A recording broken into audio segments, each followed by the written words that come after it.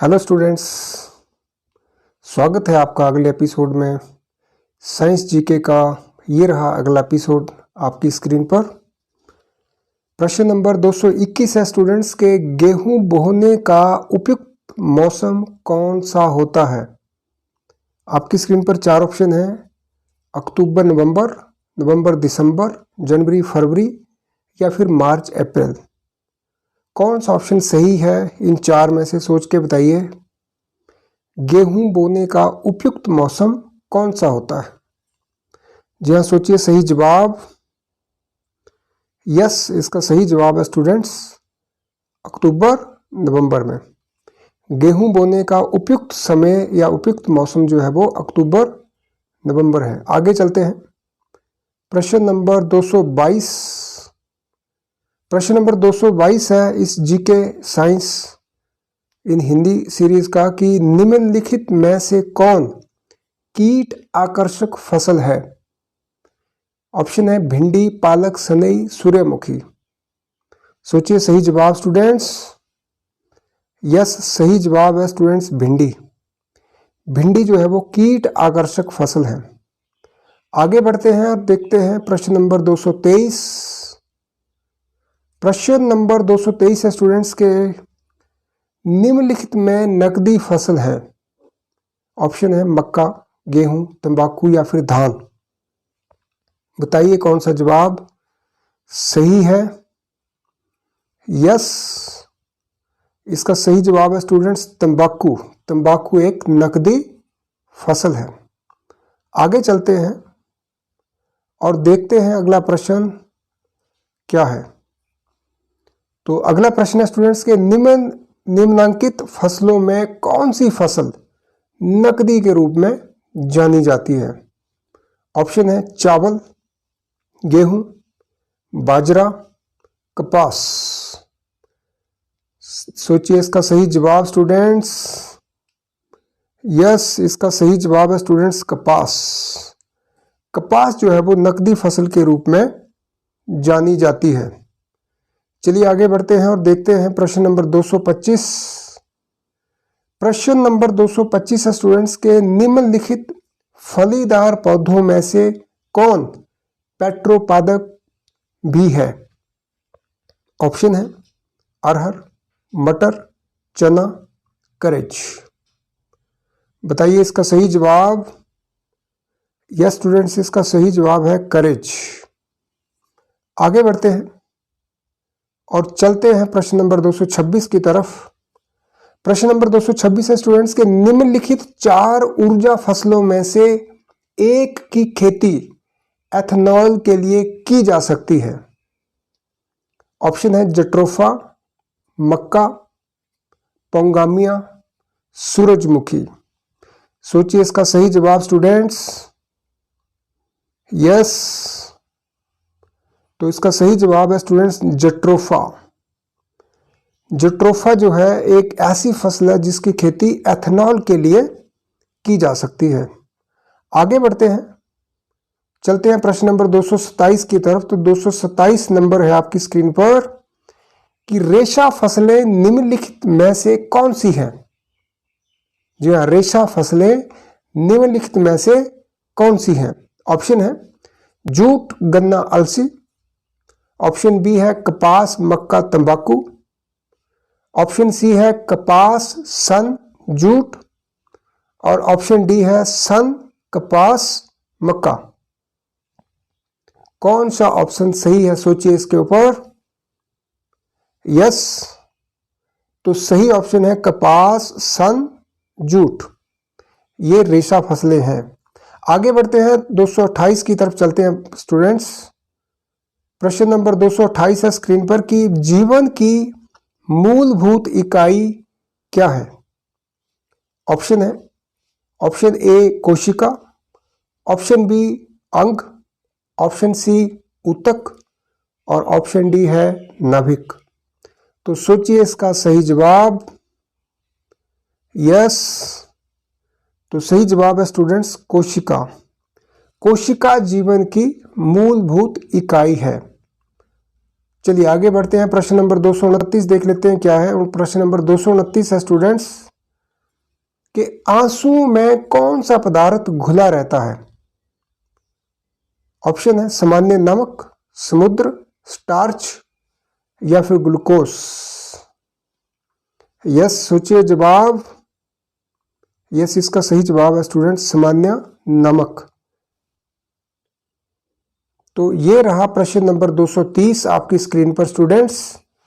प्रश्न नंबर 230 है कि निम्नलिखित में से कौन सा कोशिकांग पादप कोशिका में पाया जाता है किंतु जंतु कोशिका में नहीं पाया जाता है?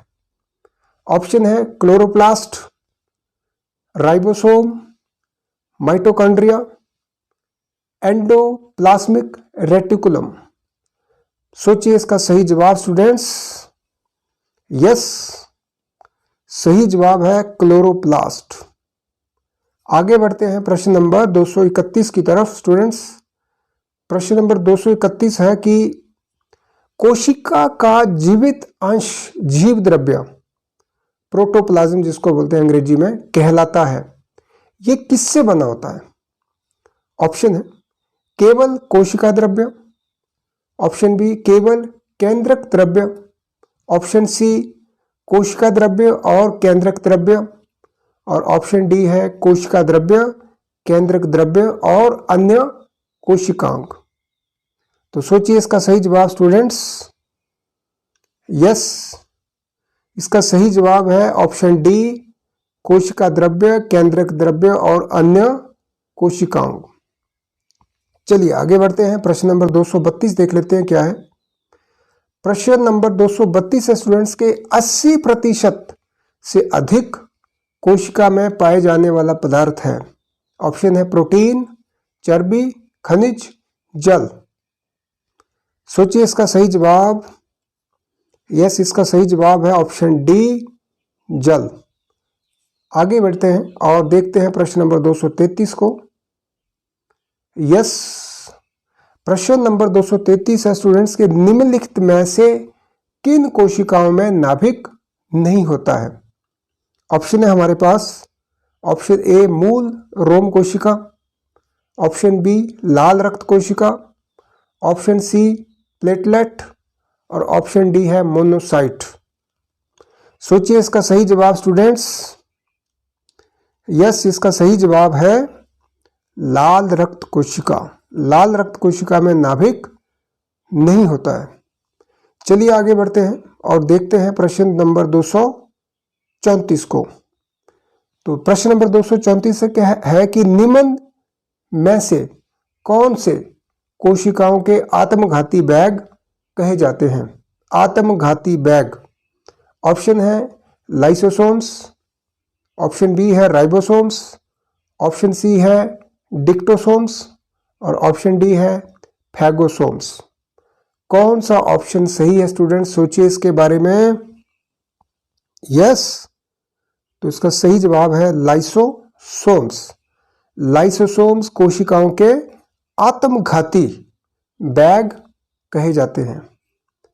आगे बढ़ते हैं प्रश्न नंबर 235 की तरफ स्टूडेंट्स। प्रश्न नंबर 235 आपकी स्क्रीन के ऊपर कि निम्नलिखित कोशिका अंगकों में से कौन सा एक अर्ध पारगम्य है?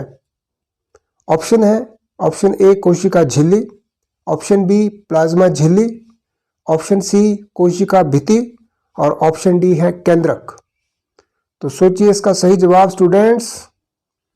यस इसका सही जवाब है ऑप्शन ए कोशिका झिल्ली।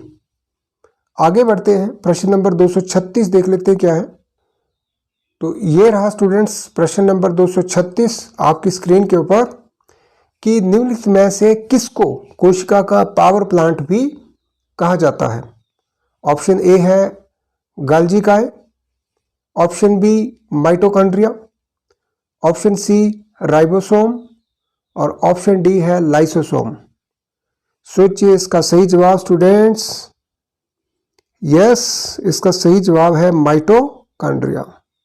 माइटोकॉन्ड्रिया को सेल का यानी कि कोशिका का पावर प्लांट भी कहा जाता है। चलिए आगे चलते हैं और प्रश्न नंबर 237 देख लेते हैं क्या है। प्रश्न नंबर 237 है स्टूडेंट्स के कोशिका का शक्ति स्रोत होता है कोशिका का यानी कि सेल का, हमारी बॉडी के अंदर जो सेल होते हैं उनमें शक्ति स्रोत होता है। ऑप्शन है माइटोकॉन्ड्रिया, ऑप्शन बी है कोशिका भित्ति, ऑप्शन सी है राइबोसोम और ऑप्शन डी है न्यूक्लियस। तो सोचिए इसका सही जवाब। यह सही जवाब है माइटोकॉन्ड्रिया। आगे चलते हैं और देखते हैं प्रश्न नंबर 238 को। प्रश्न नंबर 238 है स्टूडेंट्स के मानव शरीर में मौजूद निम्नलिखित कोशिकाओं में से किसमें माइटोकॉन्ड्रिया नहीं पाया जाता?